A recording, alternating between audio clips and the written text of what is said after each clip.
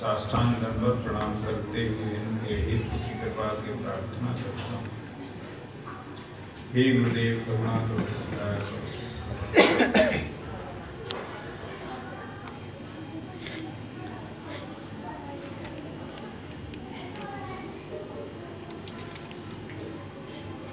हम लोग सभी लोग इतने भाग्यशाली हैं कि जिसकी हम शायद कल्पना भी नहीं कर पा रहे हैं।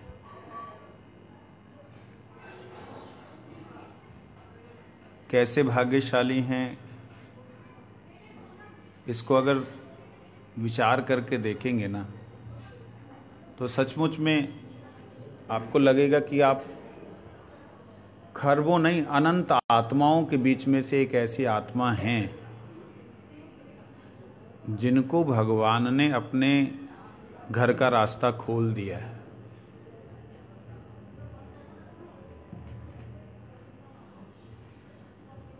अनंत जीव हैं। लोग शब्द प्रयोग करते हैं अनंत कोटि। जब अनंत शब्द आ जाता है तो कोटि का कोई महत्व नहीं रहता है।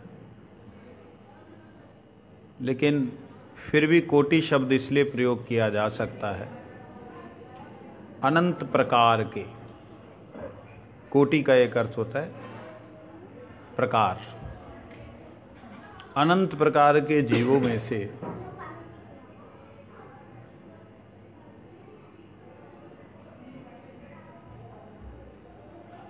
हम लोग एक जीव हैं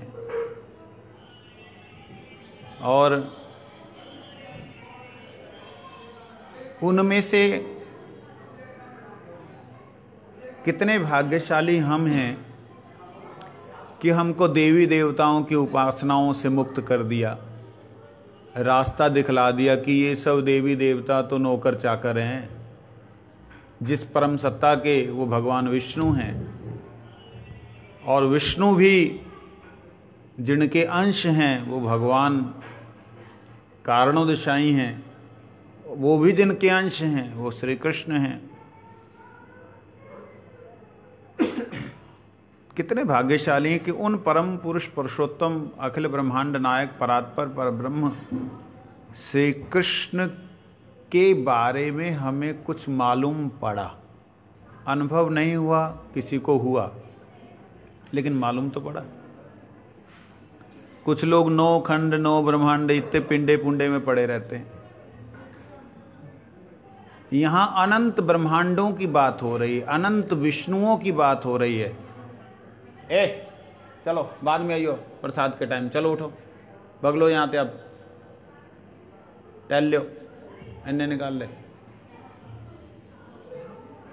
जब आगे घंटी बजेगी ना बड़ी वाली, जब आइयो।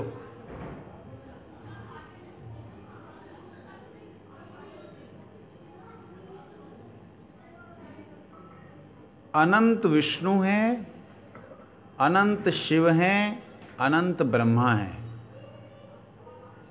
अनंत शब्द का प्रयोग इसलिए किया जा रहा है क्योंकि प्रत्येक वस्तु की स्थिति के लिए, प्रत्येक वस्तु के उत्सर्जन के लिए, प्रत्येक वस्तु के विनाश के लिए 3 शक्तियां कार्य करती हैं।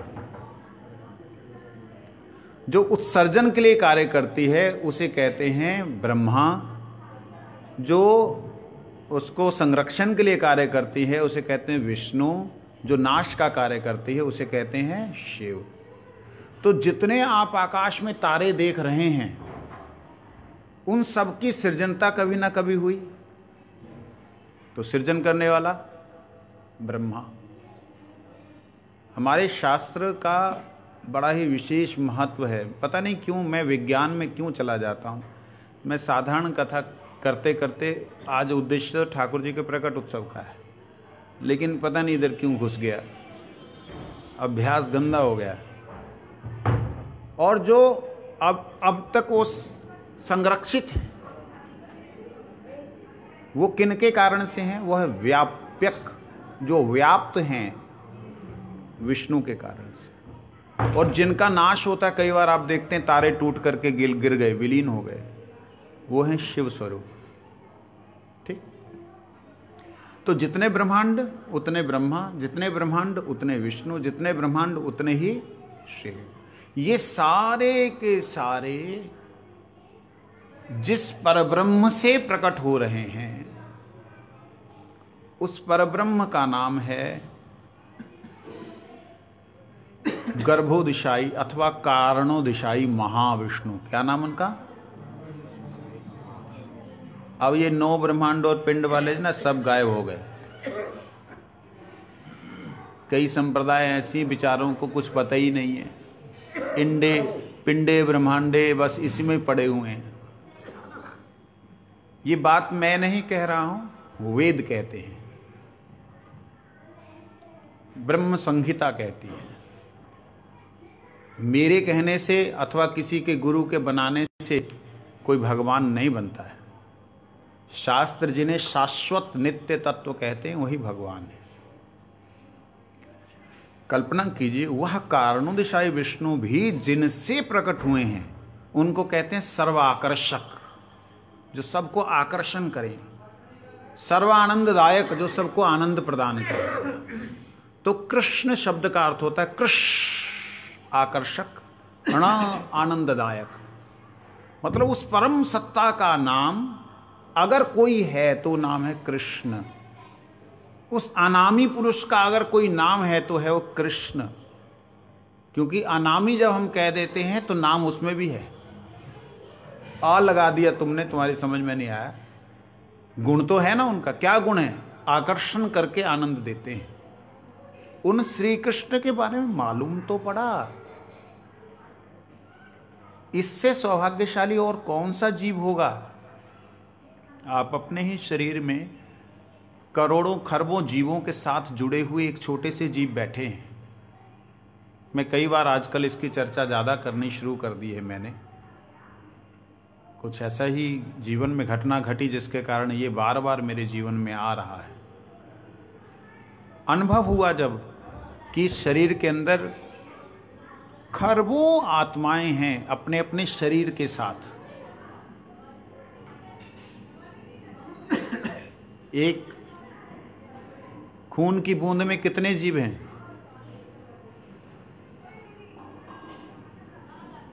लाखों।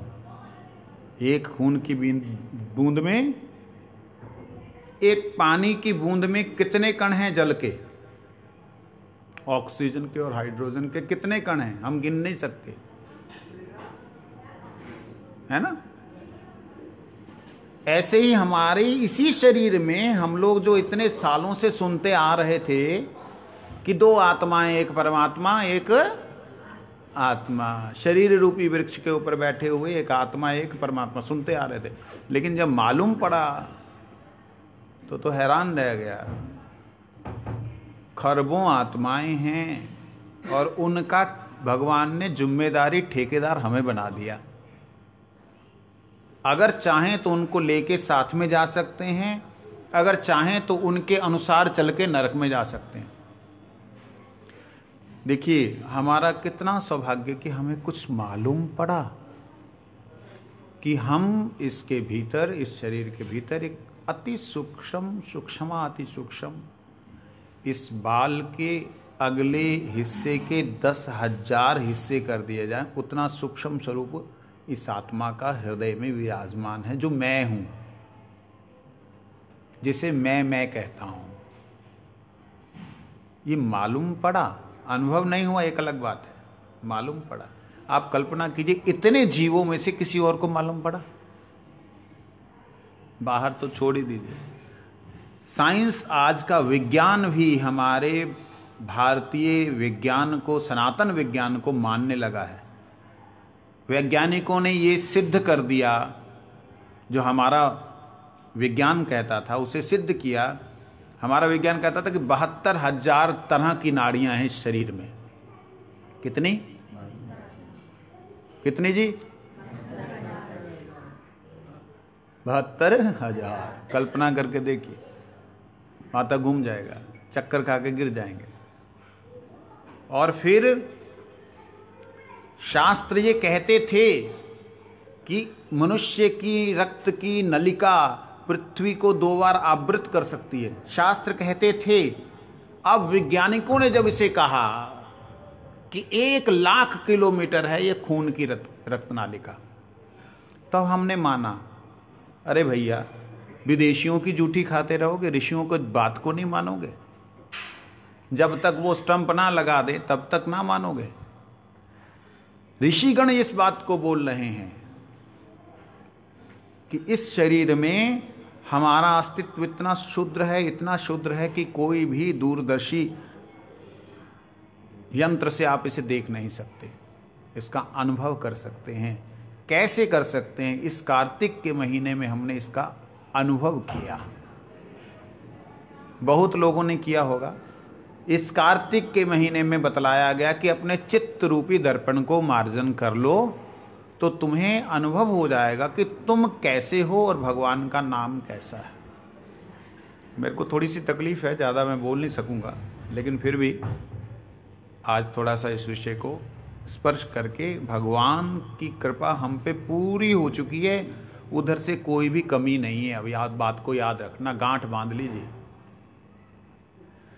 जैसे बंदा अपने दिल में गांठ बांध लेता है ना कि इस बंदे ने मेरी ना हालत खराब की थी, इसको नहीं भूलूंगा, ऐसे इसको भी गांठ बांध लीजिए कि और उपाय नहीं मिलेगा और रास्ता नहीं मिलना, बस यही एक रास्ता है, चलना ही पड़ेगा मेरे को, ऐसे बांध लीजिए। वो ये कि और हम लोगों को मौका मिलेगा जहां और इससे ज्यादा कृपा कोई कर सकता है, असंभव। क्यों? भगवान की निज शक्ति श्री राधा रानी की अति प्रिय सेविका हमारे बीच में गुरुदेव विराजमान रहे, उनका हमको कृपा मिली, उनका आशीर्वाद मिला, उनका संग मिला, उनका स्पर्श मिला, उनके स्पर्शित माला मिली। इससे ज्यादा भगवान और कुछ नहीं कर सकते। क्यों जी? भगवान सर्वशक्तिमान तो हमको निकाल लें, हम तो चाहते ही निकाल लें। चाहते हो? हाँ चाहते हैं, तो करो ऐसा। क्या करें? अगर कोई बंदा कुएं में गिरा हुआ है, ऊपर से रस्सी फेंकने वाला बोला भैया रस्सी पकड़, ये रस्सी को मैं ही समझ ले, मैं ही हूं, वो बोलेगा नहीं तू नीचे आ,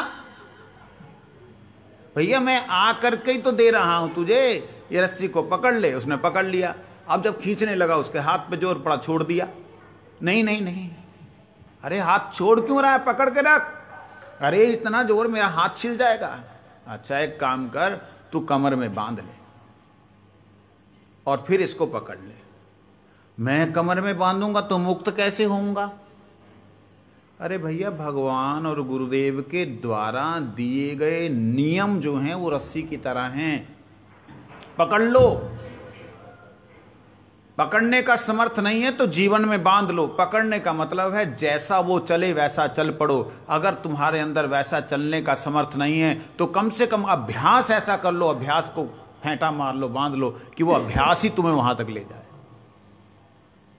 ये निश्चित रूप से जानना, इससे ज्यादा कृपा भगवान नहीं कर सकते कि उन्होंने स्वयं रस्सी के रूप में अवतीर्ण हो गए। रस्सी गुरुदेव के नियम और गुरुदेव स्वयं भगवान ने इस जगत में हमें भेजा। अब हमने करना क्या है? विधि क्या है? विधि ये है भगवान का भजन। निषेध क्या है? निषेध यह जो बाधाएं उन्हें छोड़ दो। हम लोग बाधाओं को ज्यादा पकड़े बैठे हैं।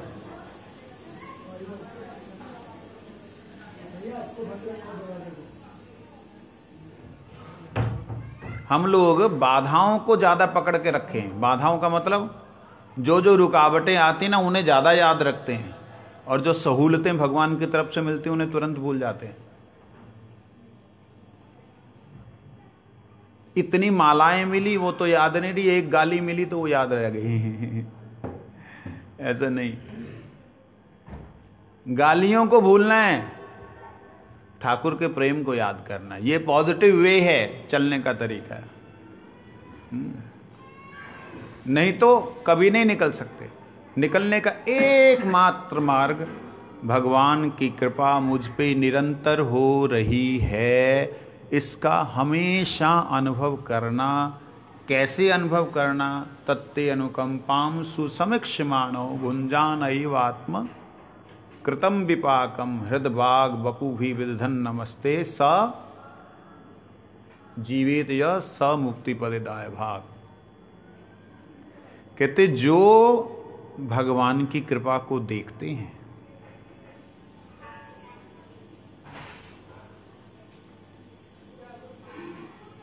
जो भगवान की कृपा को अच्छे तरीके से देखते हैं, जो बहुत अच्छे तरीके से देखते हैं, विशेष रूप से भगवान की कृपा सब में है, इस बात को हमने समझना है। तीन तरह के लोग हैं, एक है देखने वाले, एक है अच्छी तरह देखने वाले, एक है सुंदर तरीके से अच्छी तरह देखने वाले। जो सुंदर तरीके से अच्छी तरह देखते हैं वो भगवान की कृपा को हर जगह, हर स्थिति में, हर परिस्थिति में, हर सुख और दुख में देखते हैं। जो समीक्षमान है, जो अच्छे तरीके से देखने वाले, वो प्रत्येक कर्म के फल को ये सोचते हैं कि मेरे ही कर्मों का फल है। मैं इसको थोड़ा सा खोलना चाहता हूँ, थोड़ा ध्यान देना। मैं इशारों में बोलने लगा था, लेकिन लगा कि आप लोग नए हो, इसलिए थोड़ा ऐसे विचार करके बात करेंगे।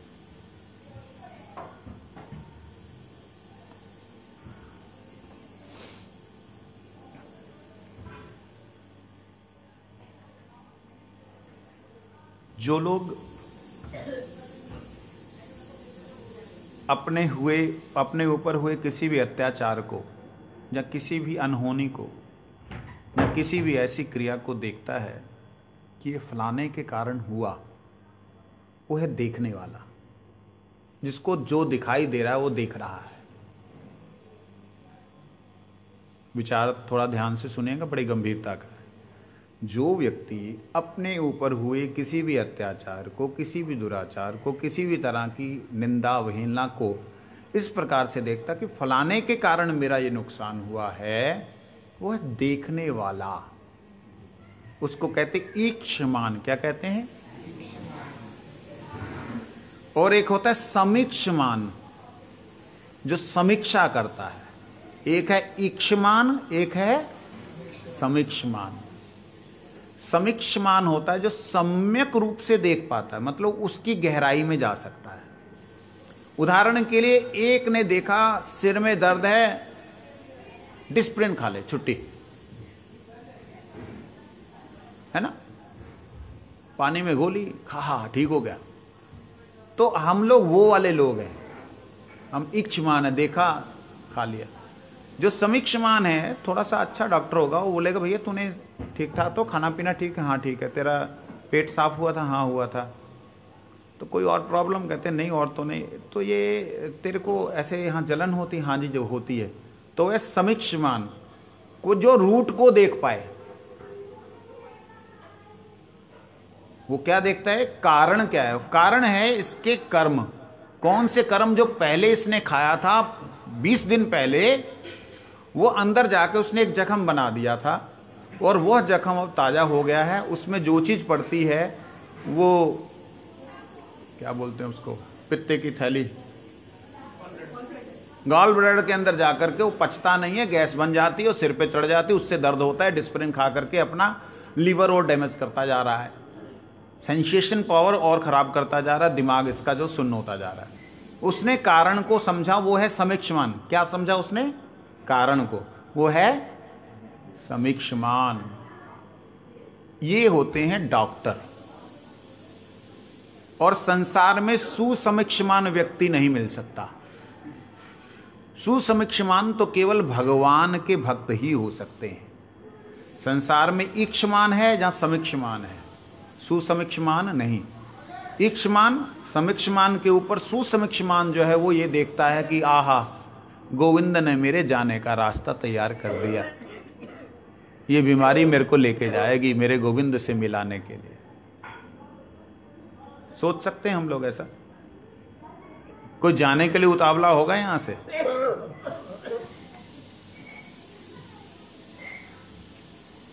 ये ना कहने के लिए बड़ा अच्छा है, पर उपदेश कुशल बहु तेरे, निज आचरहि ते नर ना घनेरे।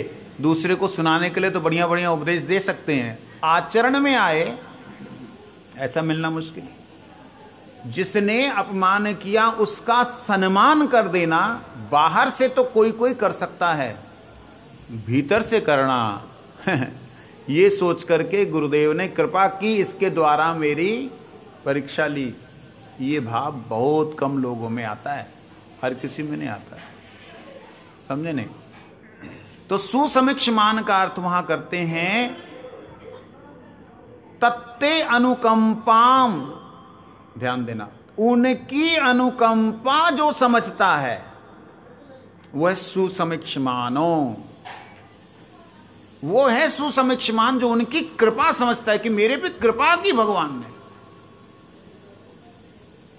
संत तुलसीदास जी की बात है, मेरे अगर कोई भूल हो तो बता देना, तुलसीदास जी या कबीर जी की बात है शायद। तो उन्होंने, उनका बहुत नाम हो रहा था, बहुत नाम हो रहा था।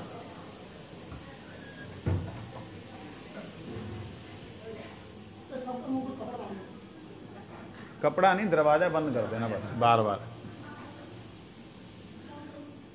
तो बहुत नाम हो गया उनका, तो उन्होंने क्या किया कि मैं कैसे करूं, ये लोग बड़ा नाम से जो है ना बदनाम हो रहा हूं, कहां उधर बदनाम हो रहा हूं, इधर सुनाम हो रहा है।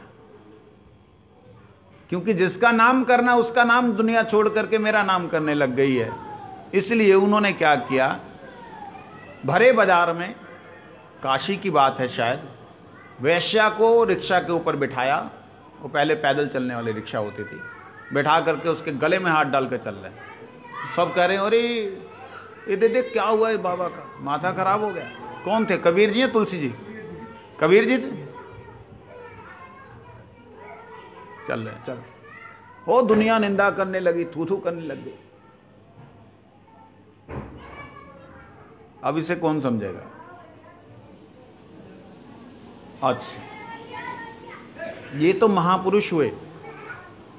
एक जम्मू के सर संचालक वहाँ के जो थे, वहाँ के क्या बोलते हैं उसको, संचालक होते ना, प्रांत संचालक।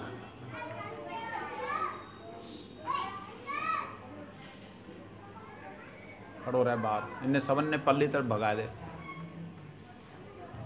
बाहर जाओ, इनको संभालो।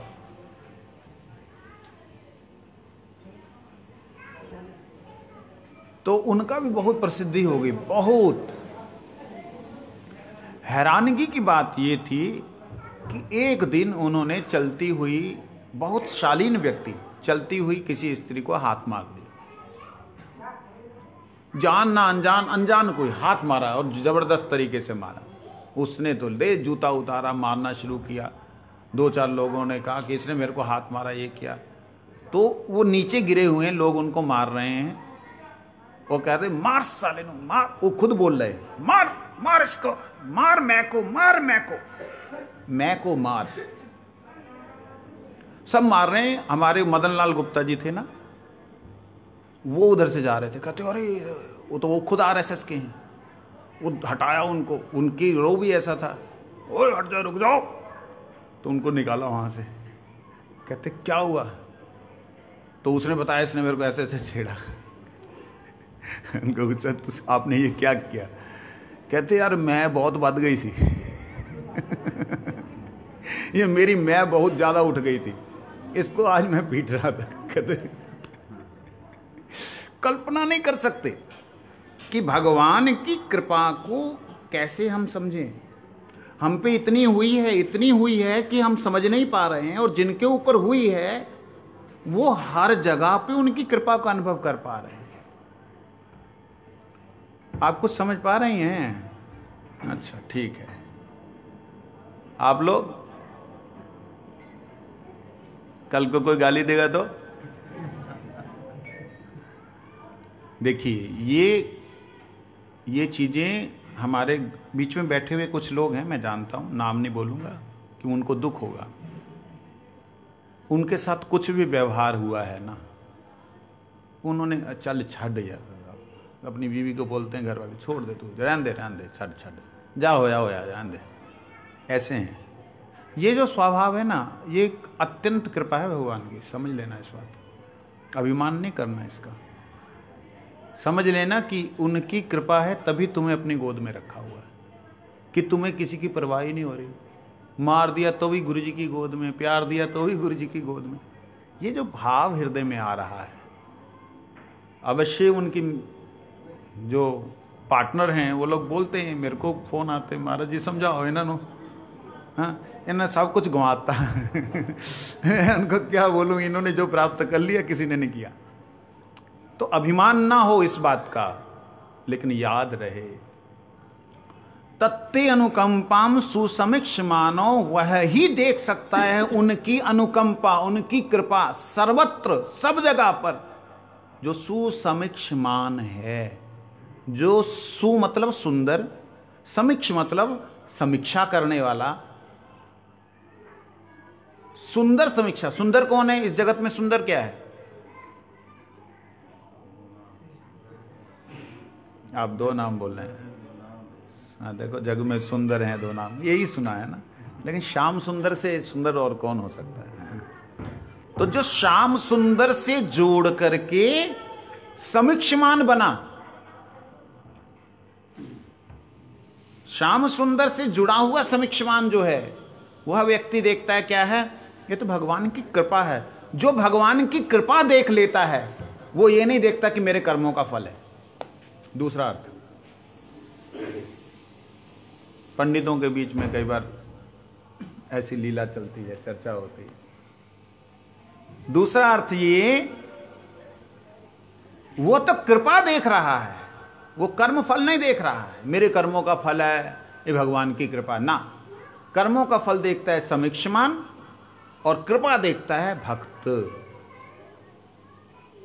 ये दोनों में अंतर है, लेकिन इसका साधारण अर्थ यही निकलता है कि वो भगवान की कृपा समझकर अपने कर्मों का फल समझते हुए प्रत्येक फल को भोगता है, ऐसा साधारण अर्थ है। लेकिन गंभीर अर्थ जाते हैं तो ये अन्य अर्थ आता है। तो हमारे पे इतनी अद्भुत कृपा है भगवान की कि उन्होंने हमें गुरुदेव दिए, ऐसे गुरुदेव दिए जो पूर्णतया, संसारिक दृष्टि से कहूंगा पूर्णतया शुद्ध ब्रह्मचारी, पूर्णतया निष्कपट, निस्वार्थी, इस संसार की कोई भी वस्तु के प्रति उनके पूर्णतया त्यागी संसारिक दृष्टि से। और आध्यात्मिक दृष्टि जो हमारी नहीं है साधारण लोगों की, वो राधा रानी के नित्य परिकर। भगवान ने इससे ज्यादा और क्या देना था, उन्होंने सब कुछ दे दिया। अब हमने करना क्या है? करना हमने है शिखाए शरणागति भक्तिर प्राण। महाप्रभु प्रेम प्रदान करने के लिए आए। कहां से आए? श्री कृष्ण चैतन्य प्रभु जीवे दया करी, स्वपार्षद स्वीय धाम सह अवतरी। अत्यंत दुर्लभ प्रेम करी वारे दान, शिखाए शरणागति भक्तिर प्राण। ध्यान देने वाली बात है। आप दान करने के लिए तो दान कर दो, फिर आप सिखा क्या रहे हो?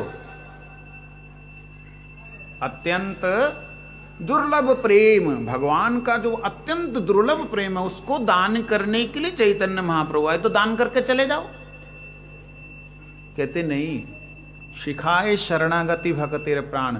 दान तो उन्होंने ऐसे ही किया, लेकिन शरणागति फिर क्यों सिखलाई? कहते शरणागति जो है पात्र है जिसमें वो प्रेम रुकेगा। नहीं तो प्रेम तो दान किया, वो प्रेम का रुकेगा नहीं अगर, तो पिएगा बंदा बाद में कैसे? अब जैसे पानी बरसता है, राजस्थान में क्या करते हैं, बड़े बड़े तालाब बना दिए पक्के, पानी बरसता है उस तालाब में भर जाता है, सारा वर्ष पानी पीते हैं। वो शरणागति है, आधार है, समझे नहीं? तो अगर हमारे हृदय में वह शरणागति जो श्रीमन महाप्रभु ने सिखाई वो नहीं रहेगी, तो हमको वह कृष्ण प्रेम जो कि बिल्कुल अत्यंत दुर्लभ, देखिए पहले तो कृष्ण दुर्लभ, उनका प्रेम उससे भी दुर्लभ, वह प्रेम मिलने के बावजूद भी रुकेगा नहीं। जैसे मरुभूमि में पानी गिरने से दे दो प्रभु जी।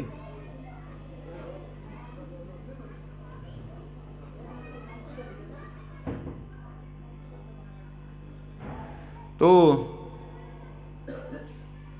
मरुभूमि में जैसे पानी रुकता नहीं ना, चला जाता सक करके अंदर, ऐसे ही इस संसार रूपी मरुभूमि में जब जीव तड़फ रहा है सुख पाने के लिए, तो वह सुख संसार में चला जाता है, वो नाम का सुख भी संसार में चला जाता है। जैसे उदाहरण के लिए एक उदाहरण दे रहा हूं, मेरे यहाँ बैठे हुए बहुत से गुरु भाई हैं और कुछ लोग हैं जिन्होंने गुरु जी के दर्शन किए लेकिन गुरु भाई नहीं बन पाए। जो गुरु भाइयों ने गुरुदेव को संकीर्तन करते देखा, कहा नित्यानंद कहा गौरा हरि, जब गुरुदेव झूमते थे उनको देखने वाले कितने लोग होते थे। आपने कभी भी वहां पे नेगेटिव कोई शब्द नहीं सुना होगा, आगे टोंगी आगे ढोंगी, कभी नहीं सुना। मैंने तो ऐसे लोगों के मुंह से दारू पी हुई कहते, वाह भाई वाह बाबे कमाल है, साड़ी आ ना मुंडे का काम हो जाए ना। दारू पिए हुए जलंधर की बात मेरे को याद आ जाती कई बार। वो पिया हुआ टुल है, उसको कुछ नहीं नजर आ रहा, गुरु जी का कीर्तन सुन रहा है, कीर्तन सुन से तो बाबे थोड़ी जय हो, मेरे लड़के का काम हो जाए, मेरे लड़के का काम बन जाए। देखिए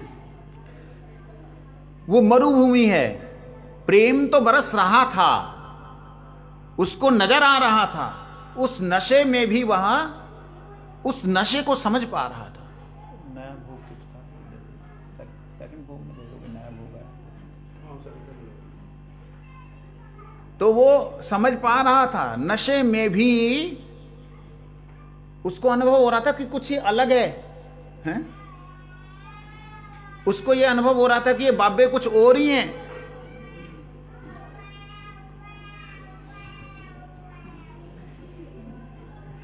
ये ग्वाल वालों की टोली है ना, ये कहते कहां से आगे पंडित बोलबे को कथा है, हमें ना खिलाए रहे।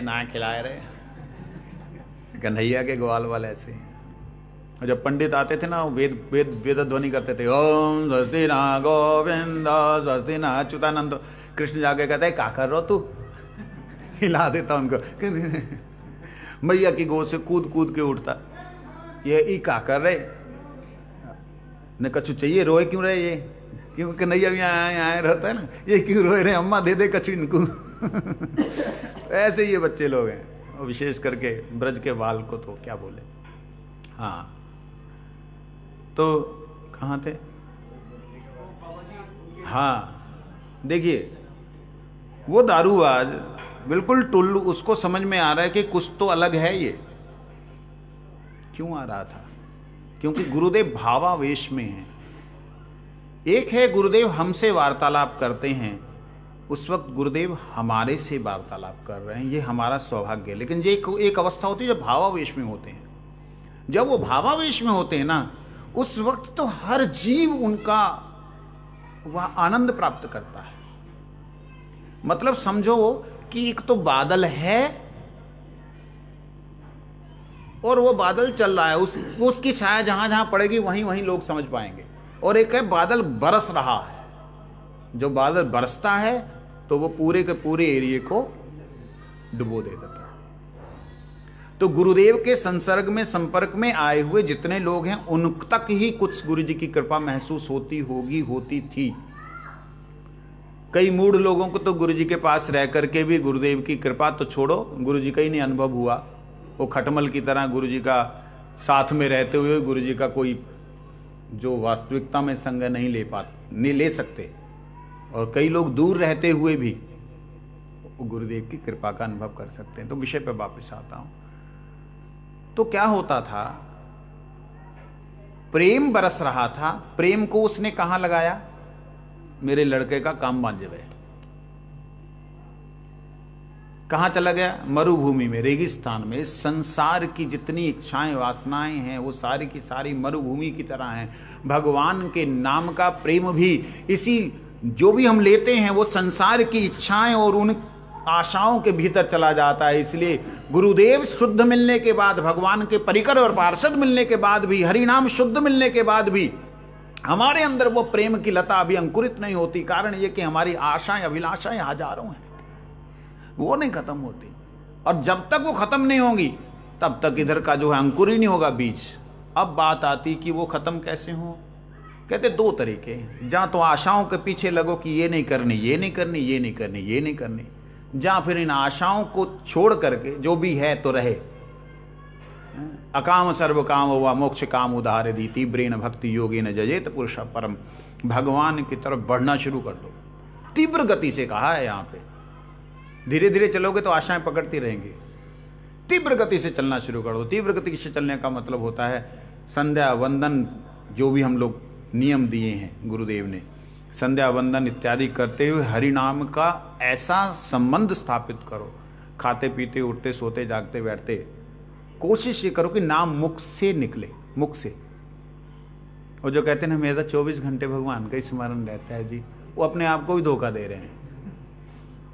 स्मरण रहता तो मुंह से क्यों नहीं निकलता। अभी कल ही एक वैष्णव मतलब कुछ लोग आए थे यहाँ मेरे पास, मैंने उनसे पूछा तुम्हारा साधन भजन कैसा चल रहा है।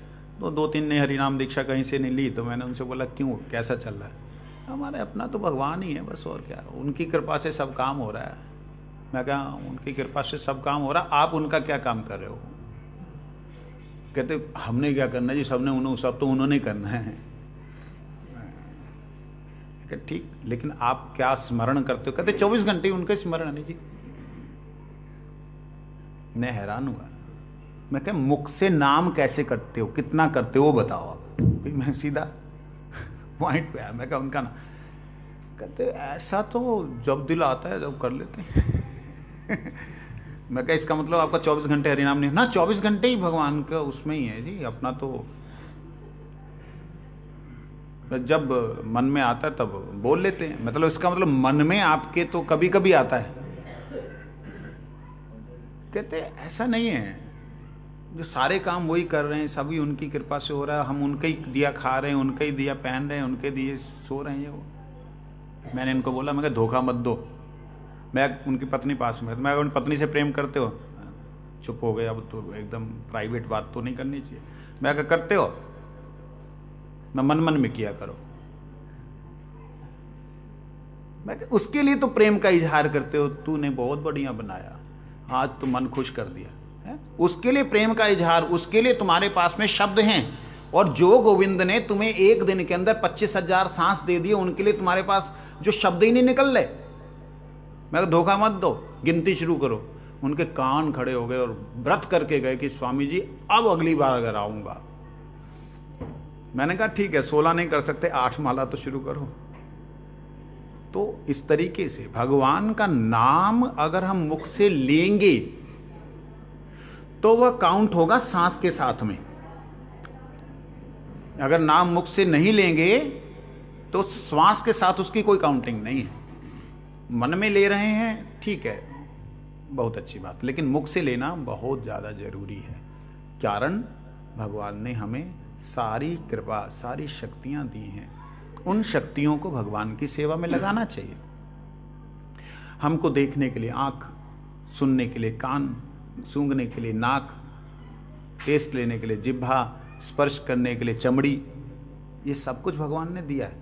अगर हम उनको अनुभव करने का प्रयास नहीं करेंगे तो कैसे संभव होगा कि ये संसार की आशाएं अभिलाषाएं छूटेंगी।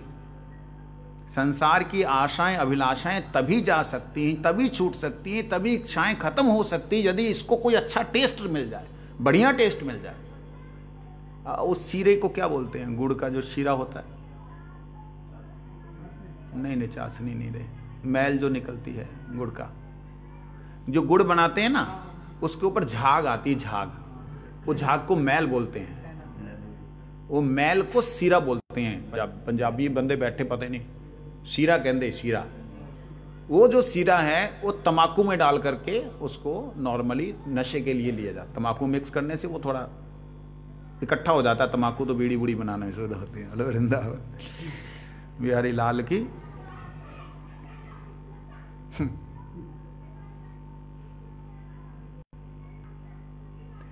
जिसने कभी गुड़ ना देखा हो, बेचारा इतना गरीब हो कि वो सीरा ही खा करके मीठे का अनुभव करता हो, उसको बोलो सीरा छोड़ दे, तेरी हालत खराब हो जाएगी, तो सीरा छोड़ दे।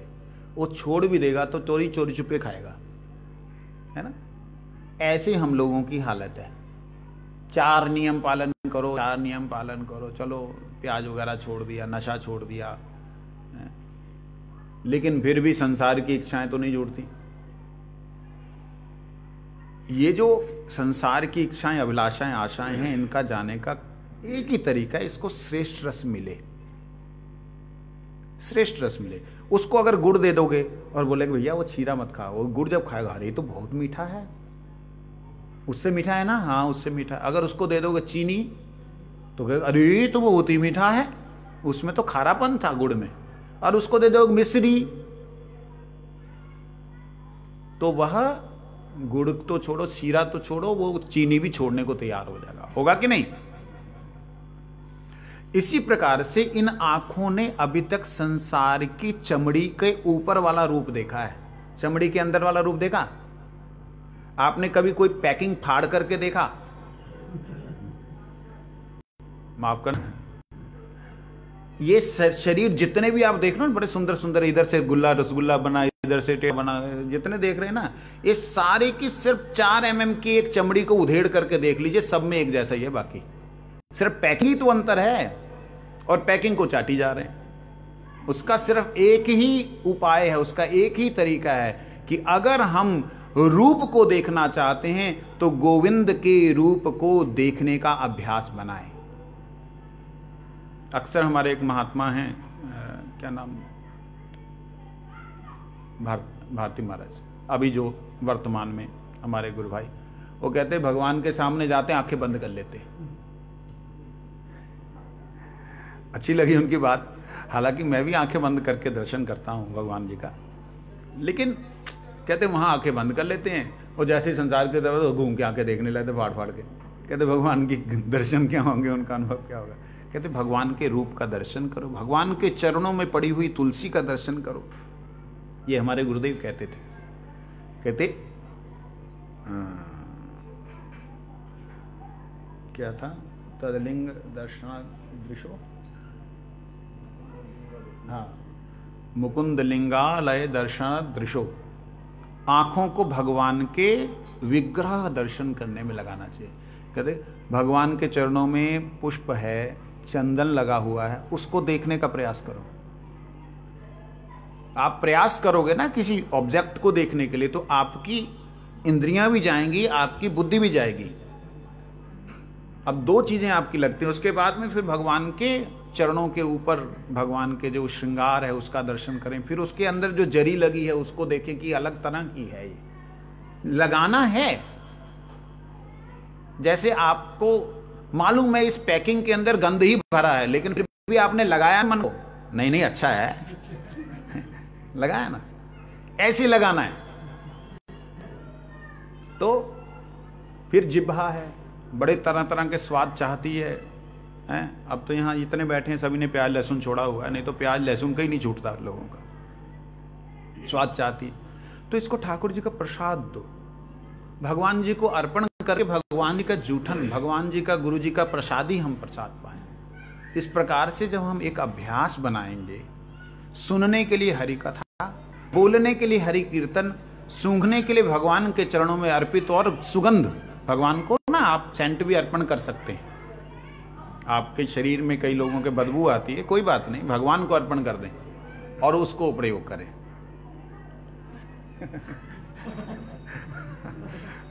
तो ये लिखा हुआ है, शास्त्र की बात कह रहा हूं मैं, अपनी बात नहीं कहता हूं।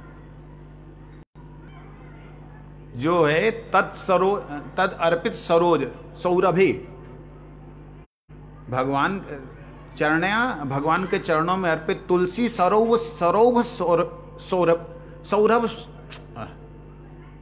तो उसमें अपने नाक को उसमें लगाइए। कई लोग तो ऐसी स्प्रे कर लेते हैं, बाप रे, आधा किलोमीटर दूर होते हैं, यहां तक हमें सांस नहीं आता, मुश्किल हो जाती है, ऊपर रुमाल रखना पड़ता हमें। मतलब इतना ज़्यादा स्प्रे करते हैं, एक बोतल एक ही बार में ख़त्म कर देते हैं। ऐसा नहीं, दुनिया को इस गंदी बदबू को छुपाने के लिए दुनिया के सामने ऐसा करने की जरूरत नहीं। ठाकुर जी का प्रसाद लीजिए, प्रसाद ग्रहण कीजिए, अपने शरीर को प्रसाद में लगाइए। ये उनकी कृपा ही तो है। क्या क्या है उनकी कृपा? शरीर मिला, वो उनकी कृपा से ही इसको अगर जीवित रखा जाए, उसी की कृपा पे ही अगर इसको अभिलषित रखा जाए तो क्या होगा? अन्य अभिलाषाएं खत्म हो जाएंगी। जब मेरी आशा ही गोविंद का प्रसाद होगी तो फिर बाहर पकोड़े बन रहे हैं तो बाहर वहां पे फलानी चीज बन रही है, मेरे को रुचि कहां से होनी? नहीं होगी। मेरी अभिलाषा ही गोविंद के गुण सुनने के लिए होगी, गुरुदेव के गुण सुनने के लिए होगी। मेरे अगर कोई प्रशंसा करे तो मेरे को उसमें रुचि नहीं होगी। मेरे को अपने गुण सुनने की प्रशंसा होगी तो अगर मैं कृष्ण कीर्तन भी कर रहा हूं ना तो कृष्ण कीर्तन नहीं होगा, वो इनडायरेक्ट वे से नाम तो हरे कृष्णा हरे कृष्णा, ये तो चल रहा है, लेकिन इसमें होगा क्या? अगर मेरे हृदय में मेरे गोविंद मेरे गुरुदेव की प्रसन्नता की इच्छा नहीं है, उनकी प्रशंसा की इच्छा नहीं है, तो होगा क्या? यहां हरे कृष्ण में हरे कृष्ण नहीं होगा, वो मेरा ही नाम होगा। क्या सुर लगाया था, रुला दिया, दुनिया पागल हो गई और मन में हा कमाल कर दिया। ये चीज याद रखना। मैं जब कई बार गाता था मठ में तो वैष्णव लोग ऐसा बोलते थे तो मुझे कभी ऐसा वो नहीं लगा कि भाई मेरे लिए बोल रहे हैं, लगता ही नहीं था। तो एक दिन एक वैष्णव ने मेरे को डायरेक्टली बोला, ए तेरे लिए बोला देखा? मैंने कहा मेरे लिए बोला? मुझे तो नहीं लगा। कहते तू ही तो ऐसे ऐसे गाता है। मेरे को मैंने उनको बोला, मैं कहा प्रभु जी ये आपको लगा है, मेरे को नहीं लगा। कहते मैं तो गाता ही नहीं ऐसे। मैंने कहा इसलिए आपको लगा ऐसे। कारण ये हृदय में गुरुदेव के नाम को जगतवासियों के बीच में लाने के लिए, गोविंद के नाम को जगतवासियों के बीच में लाने के लिए अगर आप कुछ भी गा रहे हैं, चाहे वो बेसुरा गा रहे हैं चाहे सुर से गा रहे हैं, तो भगवान उससे प्रसन्न हो रहे हैं। लेकिन अपने कुछ प्रशंसा के लिए कर रहे हैं तो वह अपना ही कीर्तन है। इसलिए श्रवण, कथा, कीर्तन, भगवान के गुण और प्रसाद जिह्वा के लिए, ये जितने 10 इंद्रियां हैं इनको जब हम जबरदस्ती, मैं कह रहा हूं जबरदस्ती, जब इधर लगाएंगे, उनको देखो उन्होंने तो लगना है, सिंपल सी बात है। मन का मतलब क्या होता है? मन का मतलब कहते हैं चंचल होना। कोई और इसका अर्थ बताए? मन का मतलब मन जाना, मान लेना। जो भी मनाओ ये मान लेता है, लेकिन हमें मनाना नहीं आ रहा। देखो कैसे मानता है, पता है गलत है लेकिन मान जाता है। बुद्धि कहती नहीं सही है, हाँ सही है, सही समझ के पीता है गलत चीज को। मालूम है गलत है, बचपन से सुनता है गलत है, लेकिन बुद्धि ने बोला सही है तो उसको पी ले, तो मानता है। मन का काम है मानना, लेकिन हमें मनाना नहीं आता। यही सबसे बड़ी प्रॉब्लम है। मनाना कैसे आएगा? जब विवेक जागृत होगा। विवेक जागृत होगा सत्संग में बैठने से, और विवेक के जागृत होने के बाद जब बुद्धि काम करेगी तब मन मानता है। ऐसा नहीं है कि मन नहीं मानता है, मन मानता है, लेकिन बुद्धि के इशारों पे चलता है। अब बुद्धि अगर हम सद्बुद्धि नहीं होगी तो नहीं होगा। इसलिए बड़ा सौभाग्य हमारा, परम सौभाग्य, इससे श्रेष्ठ सौभाग्य और हो नहीं सकता कि ऐसे गुरुदेव मिले, हरिनाम मिला, उनका संग मिला, और इतने सौभाग्य के बाद में हमको ये भी मालूम पड़ गया चलने का रास्ता क्या है। अब चले नहीं तो इससे बड़ा दुर्भाग्य भी कोई और नहीं है। जितना बड़ा सौभाग्य होता, जितना धन होगा ना, उतना ही व्यक्ति जो है लुटने पर निर्धन होगा। जिसके पास कुछ नहीं है लुट गया तो क्या हुआ? हाँ? हमारे पास में सब कुछ है, और अगर हम इस जन्म में लुट गए तो हमसे बड़ा और पिटा हुआ कोई इंसान नहीं होगा। इसलिए ये जन्म मिल गया तो मतलब ये सोच लो इसमें निकलना है। निकलने का एक ही तरीका है, हृदय में गुरु जी को रखना है, जहां हृदय में आपको मान अपमान सम्मान ये सब चीजों को रखना, ये निर्णय कर लीजिए। हृदय में भगवान और गुरुदेव, देखिए गुरुदेव मैं शब्द इसलिए कह रहा हूं क्योंकि गुरुदेव से हम आपस में वार्तालाप कर चुके हैं, इसलिए वह रह सकते हैं। उनसे हमारा संबंध चक्षुओं से कर्णों से हो चुका है, वार्तालाप से हो चुका है, इसलिए हम उन्हें हृदय में रख सकते। भगवान से नहीं हुआ इसलिए हम एकदम उनको हृदय में नहीं ला सकते, लेकिन जैसे ही गुरुदेव हृदय में आ जाएंगे, उनके हृदय में छिपे हुए भगवान हमको नजर आने लग जाएंगे। तो गुरु एवं भगवान को हृदय में रखना है या संसार को रखना, ये हम पे डिपेंड करता है। गुरुदेव जब बॉम्बे में इसी तिथि में 2006 में जब गुरुदेव ने ठाकुर जी को बुलाना था तो नामकरण की बात हुई। इस बात में कई लोगों का संदेह और संशय था, आज मैं थोड़ा उसको बोलना चाहता हूं।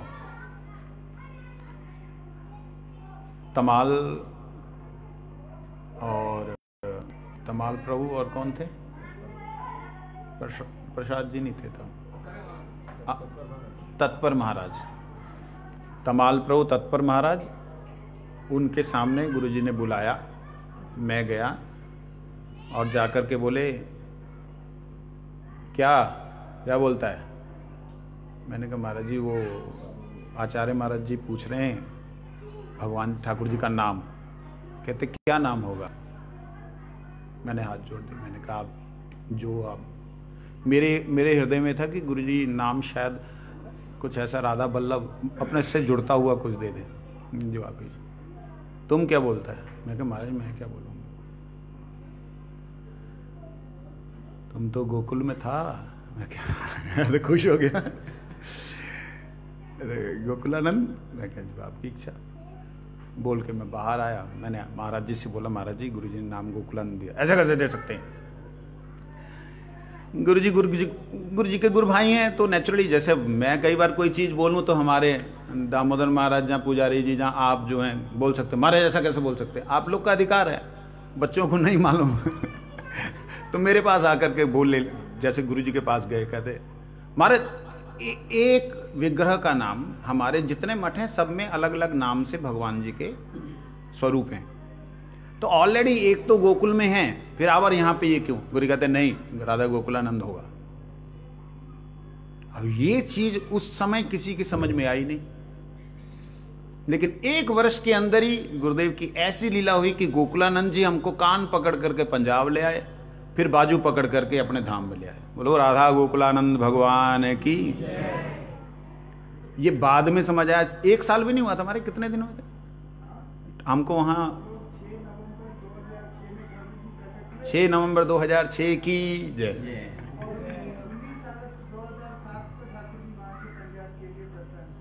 बताओ कितने महीने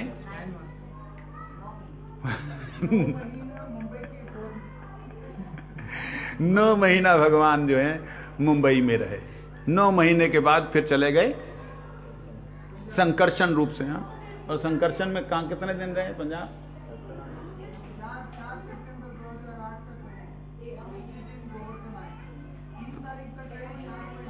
मतलब 1 साल 1 महीना, लगभग 1 साल जो भी।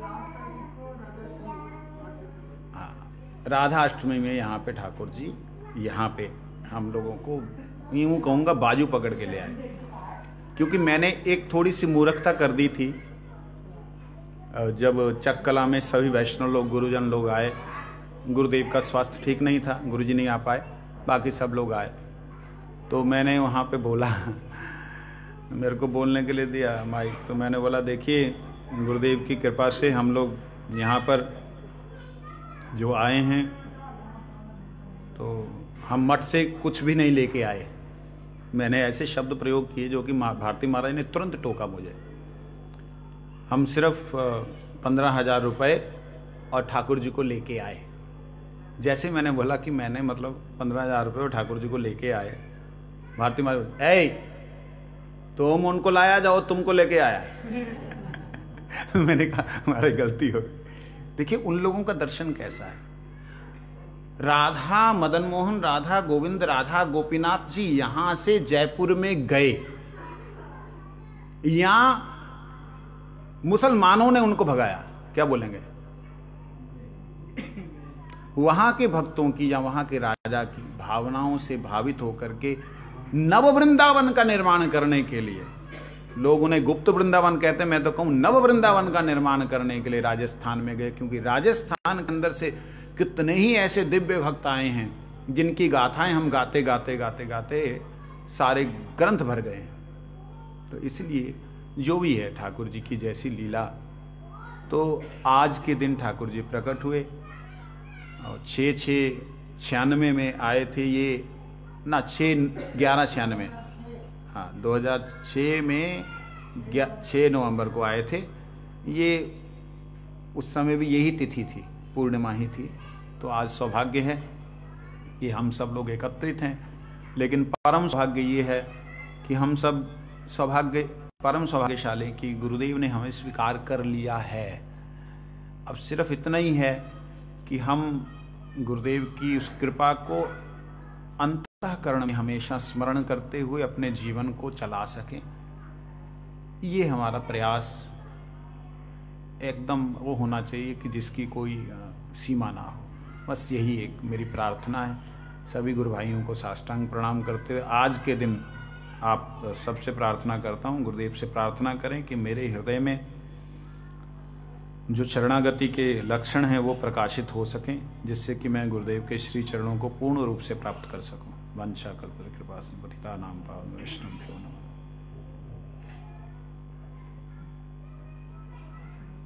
अभी आरती होगी।